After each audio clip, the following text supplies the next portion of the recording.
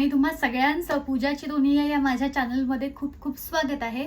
आणि 10-12 दिवसांचा हा जो व्हिडिओ टाकण्यामध्ये विलंब झाला, तर त्याचं कारण असं होतं की मोबाईलमध्ये थोडा प्रॉब्लेम आला होता आणि मोबाईल गेला होता बँगलोरला की हैदराबादला व्यवस्थित होण्यासाठी. हा माझा आयफोन 30 आहे आणि त्याची बॅटरी फुगली, त्यामुळे फार त्याला जेव्हा युनिकॉर्नमध्ये आम्ही नेलं तर त्यांनी तो तिकडे पाठवला आणि त्यांनी सांगितलंच होतं आम्हाला की 10-12 दिवस लागणार आहेत, तर त्यामुळे आपले व्हिडिओ आले नाहीत. पण आता मोबाईल छान मस्त एकदम टणटणीत टवटवीत होऊन आलेला आहे, एकदम नवा कोरा असा. तर आजपासून आपण आपल्या व्हिडिओची परत मस्त अशी सिरीज चालू करूया. तर आधी जसा रिस्पॉन्स देत होते छान, तसाच आता सुद्धा द्या. आणि हे जे 10-11 दिवस आहेत ना, हे जे माझे वेस्ट गेले, तर हे मी 10-11 दिवस रेग्युलर आता मी छानपैकी मस्त व्हिडिओ असे टाकणार आहे. तर चॅनलला आपल्या लाईक करा, शेअर करा, सबस्क्राईब करा आणि हो, कॉमेंट्स करायला विसरू नये. तर बऱ्याच दिवसापासून माझे केस एवढे गळत आहेत ना, तर त्यामुळे मी म्हटलं एक वेळ डर्मॅटॉलॉजिस्टकडे जाऊन दाखवावं.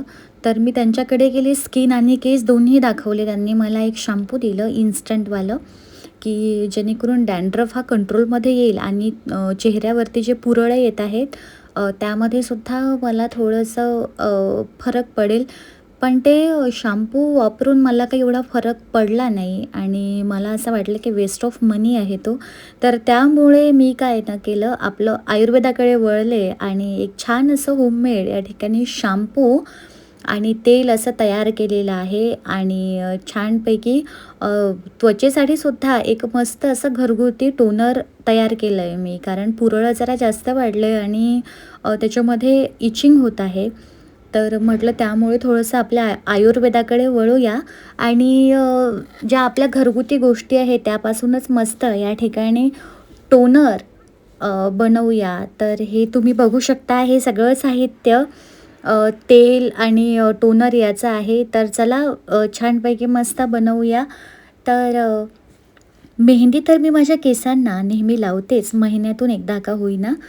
पण काय झालं ना, इथे पाणी एवढं TDS पाण्यामध्ये जास्त आहे आणि क्षार असल्यामुळे केस फार माझे खराब होत आहेत. तर म्हटलं थोडं आपल्यालाच आपल्या केसांकडे लक्ष द्यावं लागेल. तर काय केलं ना, मी हे जे एका कटोऱ्यामध्ये ना कलौंजी घेतलं आणि मेथी घेतली. तर ते तेल मी तुम्हाला पुढे दाखवणारच आहे. पण त्याआधी एक सगळ्यात महत्त्वाचं म्हणजे एक मस्त इथे मी हा मसाल्याचा बॉक्स घेतलेला आहे आणि केसांसाठी जे महत्त्वाचे आहेत घटक ते मी यामध्ये टाकलेत. म्हणजे कसं ना, की हे सगळं टाकल्यानंतर ना मला एकाच जागी माझ्या केसांसाठी जे साहित्य बनवायचं आहे, तर ते मला या ठिकाणी मिळालं पाहिजे. तर बघा, हा असा मसाल्याचा डब्बा मी या ठिकाणी आणलेला आहे आणि या मसाल्याच्या डब्यामध्ये मी भरलं काय, तर हळूहळू तुम्हाला पुढे कळेलच. तर सगळ्यात आधी मी या ठिकाणी मेथीदाणा टाकलेला आहे या मसाल्याच्या बॉक्समध्ये आणि त्यानंतर लवंग टाकलेली आहे. तर चला जाणून घेऊया की मेथीचे काय काय फायदे आहे. तर बघा, मेथीमध्ये फॉलिक ॲसिड, लोह आणि पोटॅशियम असते, की ज्यामुळे आपले केस गळती कमी होते, कोंडा कमी होते. कारण मेथीमध्ये अँटीऑक्सिडंट आणि मॉइश्चरायझिंग गुणधर्म खूप राहते मेथीमध्ये आणि त्यामुळे आपली जी टाळू आहे, जी स्काल्प आहे ती स्वच्छ राहते आणि आपल्याला कोंड्याची जी तक्रार आहे ती थोडी कमी होते. आणि तसंच मेथीमुळे आपले जे केस आहेत ना, ते अतिशय मऊ, रेशमी आणि एकदम मुलायम होतात.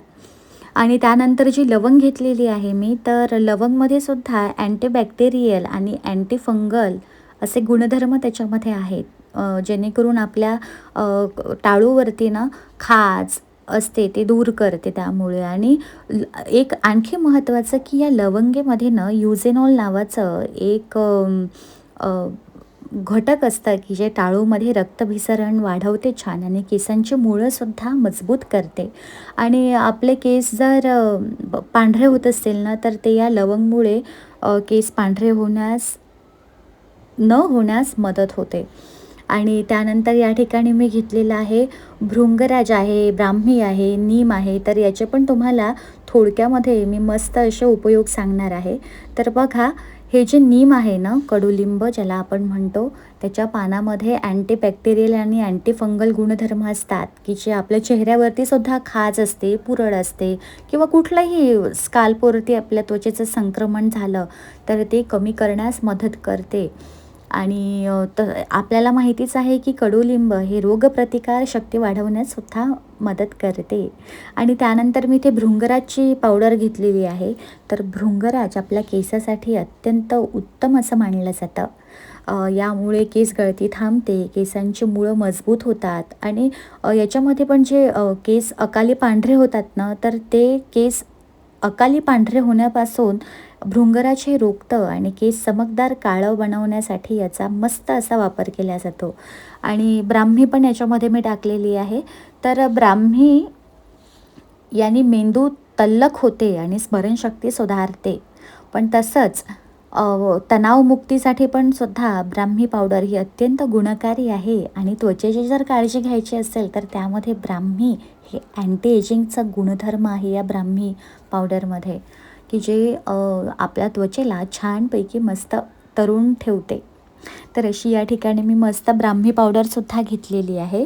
आणि त्यानंतर ना कलौंजी, हे जे कलौंजी आहे ना, तर कलौंजीचा वापर, कलौंजीमधील जे पोषक घटक आहेत ते केसांच्या मुळ्यांना आपल्या मजबूत करतात, की ज्यामुळे आपले जे केस आहेत ते गळणं कमी होतं.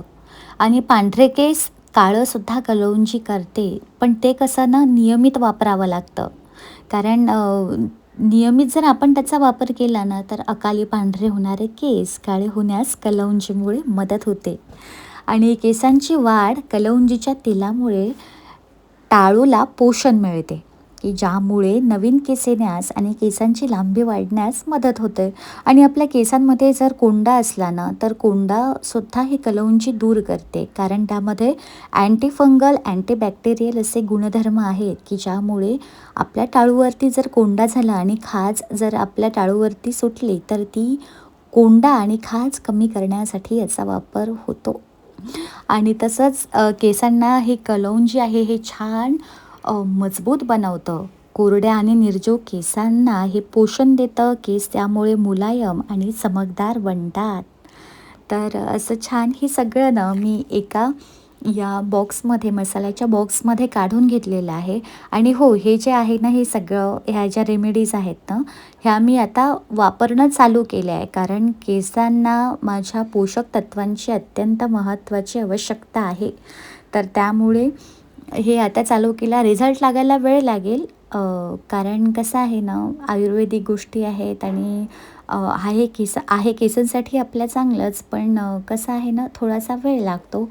तर मी याचा जो रिझल्ट आहे तो नक्की शेअर करेल तुमच्यासोबत, की आणि मला काय काय फरक पडला, काय काय नाही. तर इथे ना मी मेथीचे दाणेसुद्धा एका वाटीमध्ये घेतले आहेत. आणि हे मेथीचे दाणे मी या ठिकाणी भिजवत आहे. आणि हे उद्या मी सकाळी मिक्सरमधून छान याला फिरवून घेईल आणि केसांना मुळाशी लावेल. कारण ह्या गोष्टी पण मला हेअर पॅकसुद्धा करावं लागेल. आणि हे जेव्हा आपण लावतो ना, लावायला थोडंसं कठीण आहे, कारण जास्त चिपचिपं राहतात ते आणि केसांमधून निघायला पण त्याला थोडासा वेळ लागते.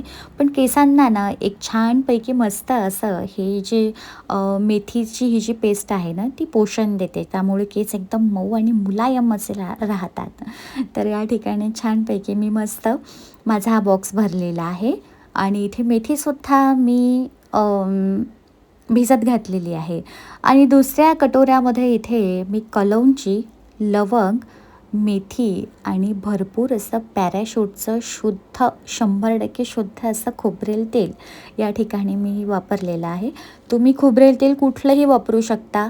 पतंजलीचं असेल किंवा जे तुम्हाला आवडत असेल ते, पण साधं तेल घ्या नारळाचं, ज्याच्यामध्ये कुठल्याच प्रकारचा सुगंध नाही किंवा कुठल्याच प्रकारचे आणखी तेल नाही.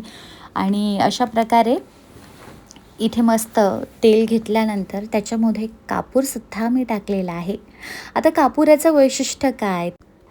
तर कापुराच्या वापराने टाळूवरील कोरडेपणा आणि कोंडा निर्माण करणारी जी बुरशी असते ना, ती त्यामुळे नष्ट करतो हा कापूस. आणि खोबरेल तेलात आपण कापूर जर मिसळून लावला ना, तर केसांची मुळे मजबूत होतात आणि आपले केस गळणं थांबते.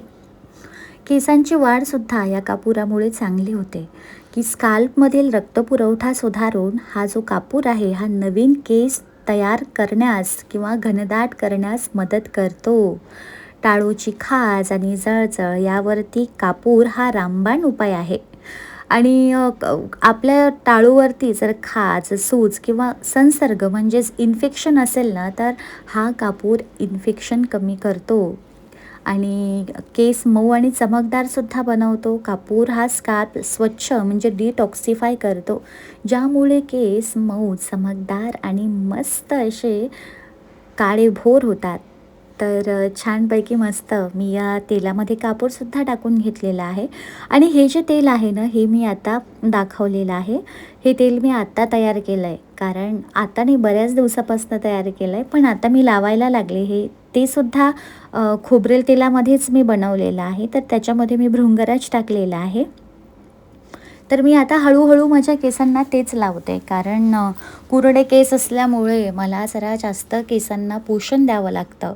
नाहीतर काय होतं ना, की ते कुरडे केस पूर्ण ड्राय होऊन फुगतात आणि मेंटेन राहत नाही. तर छानपैकी असं हे जे कापुराचं तेल आहे हे मी मस्त माझ्या केसांमध्ये लावते आणि आपण बाहेरून किती लावलं ना तरी आतून थोडंफार का होईना आपल्या केसांना पोषक तत्व महत्त्वाचे असतात. तर त्यासाठी आपण बदाम खाऊ शकतो, अक्रोड खाऊ शकतो. जे आपले ड्रायफ्रूट्स आहेत ना, ते आपण आपल्या केसांकरता खायला पाहिजे किंवा आपल्या तब्येतीकरता सुद्धा. तर छान ठिकाणी मस्त हा मी माझा आजीबाईचा बटवा आहे ना तर या ठिकाणी मस्त मी बनवून घेतलेला आहे आणि कसे याचे रिझल्ट आहेत माझ्या केसासाठी आणि कसा याने रिझल्ट दाखवला मला, तर हे मी तुम्हाला नक्की सांगेल. आणि हो, कॉमेंट्स करून मला तुम्ही विचारूसुद्धा शकता, जेणेकरून मला आणखी छान वाटेल. तर असं या ठिकाणी हे सगळं मी बनवून घेतलं आणि मग सगळं सामान जेवढं काढलं तेवढं व्यवस्थित त्यामध्ये ठेवूनसुद्धा द्यावं लागतं. आणि हे जे मी आधी दाखवलं तर ते शॅम्पू आहे आणि हे होममेड शॅम्पू जे आहे ना, तर ते तुम्हाला फ्रीजमध्ये ठेवावं लागेल, कारण फ्रीजमध्ये ते चांगलं राहतं. नाहीतर आपण तसंच वरती जर ठेवलं ना, तर त्याचा वास येईल आणि मग ते आपण आपल्या केसांसाठी योग्य राहणार नाही. तर त्यामुळे हे सगळं फ्रीजमध्ये व्यवस्थित ठेवून द्यायचं. टोनरसुद्धा व्यवस्थित ठेवून द्यायचं. आणि काय आहे ना, ज्या दिवशी आपल्याला कुठे बाहेर जायचं असेल, तेल जर आपल्या केसांमधून व्यवस्थित निघालं नसेल, तर आपण त्याच्यामध्ये थोडासा का होईना या होममेड शॅम्पूमध्ये आपण एखादा शॅम्पू वापरायचा, जोही कुठला आपला रेग्युलर शॅम्पू असेल. पण जर बाहेर जायचं नसेल ना, तर आपण याच शॅम्पूचा वापर करायला हवा, कारण पाण्याचा, शॅम्पूचा जास्त केमिकल असले त्या शॅम्पूमध्ये, तर त्याचासुद्धा आपल्या केसांवरती साईड इफेक्ट भरपूर असा होतो. तर कसं आहे ना, आयुर्वेद हे आपलं पहिल्यापासून आहे आणि त्याचा आपण अशा चांगल्या प्रकारे वापर करायलाच पाहिजे. कारण काय होतं ना, की केमिकल जर आपण केसांवरती जास्त वापरले ना, तर ते कधी ना कधी साईड इफेक्ट त्यांचा दाखवतंच. तर आपण छान आपल्या आयुर्वेदाकडे वळूया आणि एवढा सगळा खजिना आहे आयुर्वेदामधला, तर तो पण मस्त आपण लुटूया. तर आजचा हा व्हिडिओ तुम्हाला कसा वाटला हे मला नक्की तुम्ही कॉमेंट्स करून सांगा. आणि हा व्हिडिओ तुम्हाला आवडल्यास चॅनलला लाईक करा, शेअर करा आणि सबस्क्राईब करायला विसरू नका. आणि तुम्ही छान मला आधीच्या पण माझ्या व्हिडिओमध्ये प्रतिसाद दिलेला आहे, आता पण द्या. आणि हो, तुमच्या कॉमेंट्सची मी नक्की वाट बघेन. तर छान असं आजचा हा आपला केसांसाठी स्पेशल व्हिडिओ होता आणि या व्हिडिओमध्ये बरीच तुम्हाला माहिती मिळाली असेल अशी मी आशा व्यक्त करते. आणि पुन्हा मी भेटेल एका छानशा विषयासह आणि एक छान असा मस्त व्हिडिओ घेऊन येईल तुम्हा सगळ्यांसाठी. तर चला, आजचा हा व्हिडिओ इथेच संपवूया. आणि हो, चॅनलला लाईक करा, शेअर करा, सबस्क्राईब करा. तोपर्यंत तुम्हा सगळ्यांना श्री स्वामी समर्थ.